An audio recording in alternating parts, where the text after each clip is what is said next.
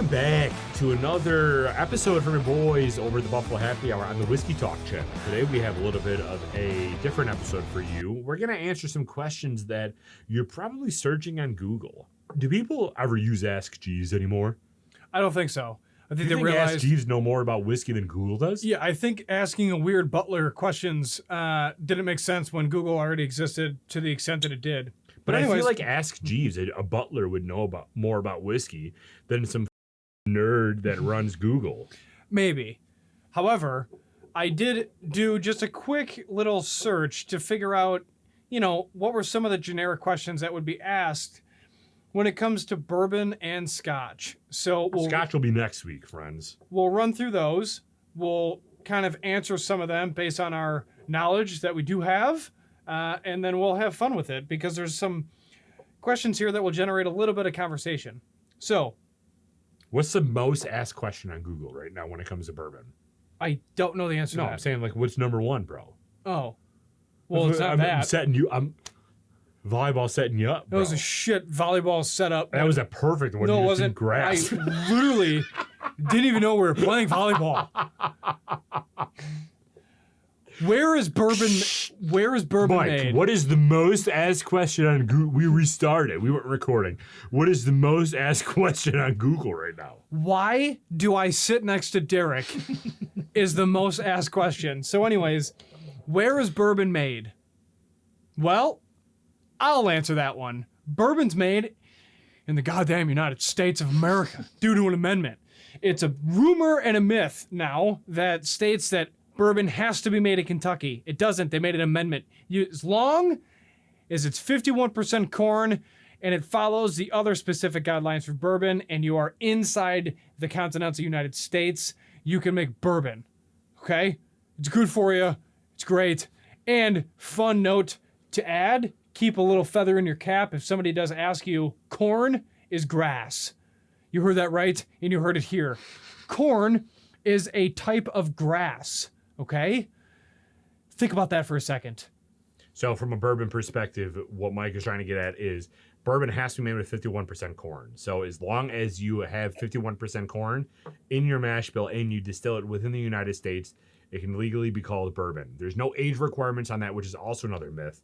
A lot of people believe that bourbon has to be aged at least 2 years. That is straight bourbon whiskey, not actually bourbon.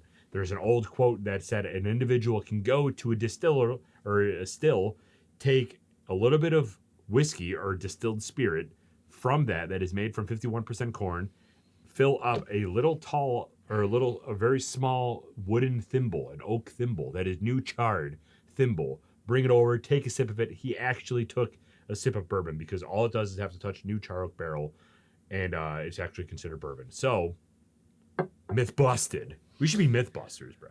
No. We'll get sued immediately. Correct. There will be a cease and desist at your door within hours. Next question. When was bourbon invented? There's some novice out there that asked this question. The short answer is 1789. Okay? Now, it could potentially be sooner, but the answer is 1789. If you say that with complete confidence and confidence, you're fine. What?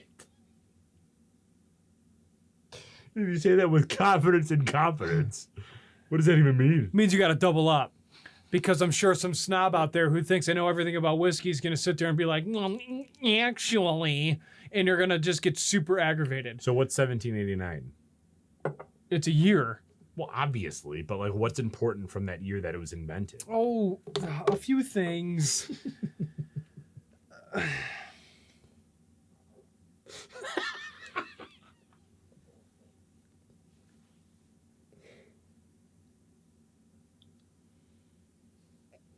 So we're cutting all that out.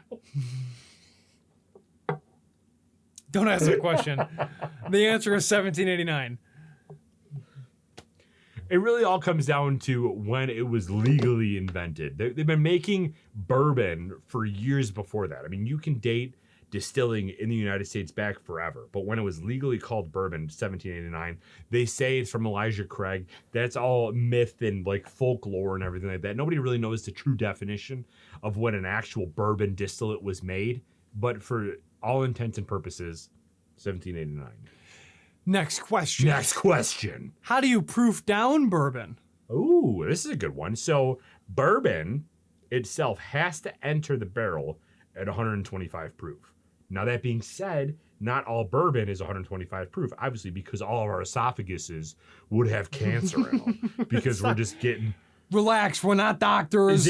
We're not... Listen, there's no health claims with this. So is plural of esophaguses esophagi?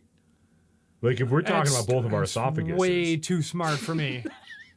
Here's the thing. So our esophagus would be shredded. So what they do is they add... water. Reverse osmosis distilled water, which is basically distilled water with nothing in it. Because as soon as you add some minerals and all that stuff, it's going to impact the taste. Water. So what they do is they bring that 125 proof or lower based off of how much is evaporated from either the angel's share or what's absorbed from the devil's cut.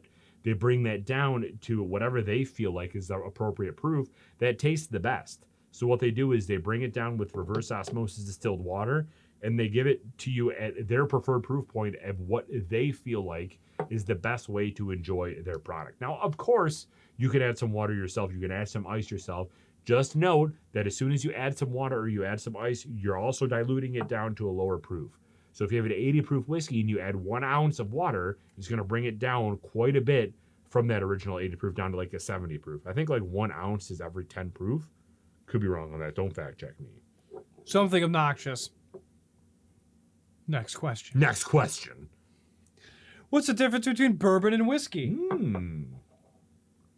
The difference between bourbon and whiskey is essentially all of the main elements that it takes to make either or. Here's the thing.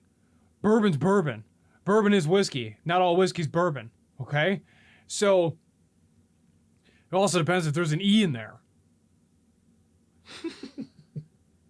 What I mean by that is where is it made? So whiskey without the E means that you're essentially referencing Scotland. So Scotch, okay? Then Ireland came along and they're like, we want to be different from our friends up north, so we're going to add an E.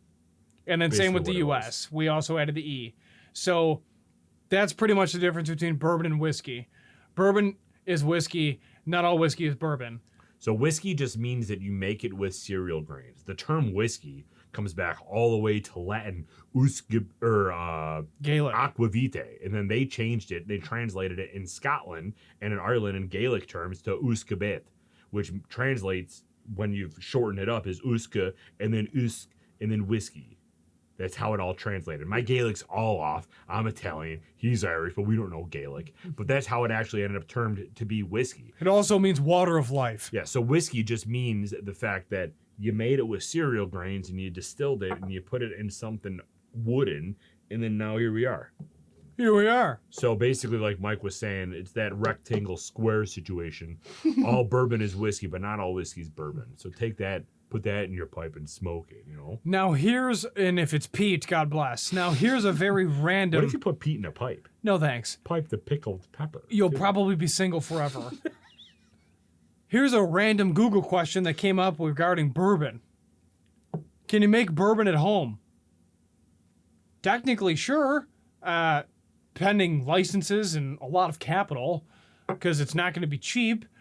A bourbon barrel has to be a new charred white oak, so... But it could be a thimble, too. Good luck funding that, but, I mean, you could. Don't recommend it, but you could. I would rather have a facility with a lot of water pressure, high PSI coming out of the hose, you know, a lot of time, and a really good setup. But that's pretty much how that comes down to. I'm going to add another one that's also on Google all the time. Is Tennessee whiskey considered bourbon? God. I love this one because this always fires everybody up in all the Facebook groups. Everyone gets on their Jack Daniels high horse or their Maker's Mark high horse and they're like, you're not bourbon, or no, we're more important than bourbon. Then they dive into the Lincoln County process and then they talk about all the things. It's so aggravating. So as long as your product, even if it's made in Tennessee, is distilled using 51% corn, using a new char oak barrel. There's no additives, there's no artificial coloring, there's no artificial flavors. It's entering the barrel at 125 proof. It's legally considered bourbon. So this whole Lincoln County maple charcoal filtering process that Jack Daniels and Tennessee whiskey goes through to make them unique, it's still considered bourbon. If they're adding other stuff into it, then it's not even considered bourbon anyway. So who cares? But the fact that it's made in Tennessee and they just happen to call themselves Tennessee whiskey doesn't preclude them from being called the bourbon. They're still considered bourbon. They just want to feel important. It's similar to Empire Rye. We're just like, is Empire Rye still considered a rye? Yeah, it is. Yeah, it's just mainly New York State. Yeah.